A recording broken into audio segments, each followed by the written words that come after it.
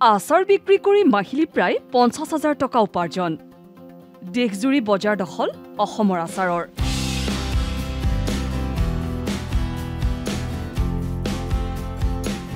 বজালীৰ পাঠশালাৰ এগৰাকী উদ্যমী ব্যক্তি বসন্ত তালুকদাৰ আচাৰ বিক্ৰী কৰি কিদৰে হ'ব পাৰি স্বাৱলম্বী তাৰেই যেন এক উৎকৃষ্ট উদাহৰণ এই ব্যক্তিগৰাকী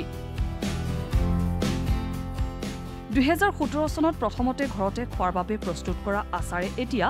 ৰাজ্যৰ লগতে দেশৰ বিভিন্ন প্ৰান্তৰ বজাৰ দখল কৰিবলৈ সক্ষম হৈছে পপুলাৰ ব্ৰেণ্ড নামৰ নিজা ব্ৰেণ্ডত আচাৰ বিক্ৰী কৰি ৰাইজৰ মাজত বিশেষ সমাদৰ লাভ কৰিছে বসন্ত তালুকদাৰে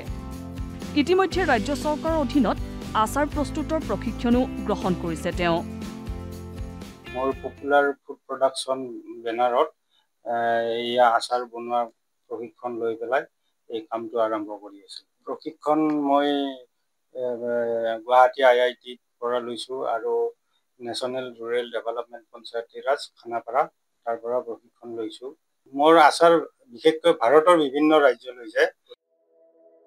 তেতেলী থেকেৰা ভোট জলকীয়া জলফাই বাঁহগাজ আদিৰ বিবিধ আচাৰ উপলব্ধ এই পপুলাৰ ব্ৰেণ্ডৰ একেদৰে থেকেৰা বকুৰি তেতেলী আদিৰ জুচো বিক্ৰী কৰে তালুকদাৰে এই কৰ্মৰ জৰিয়তে তেওঁ কেইবাগৰাকী লোকক দিছে সংস্থাপন হাজাৰজনৰ বাবে বসন্ত তালুকদাৰ আজি আদৰ্শ বজালীৰ পৰা মৃন্ময় পাঠকৰ ৰিপৰ্ট DD নিউজ অসম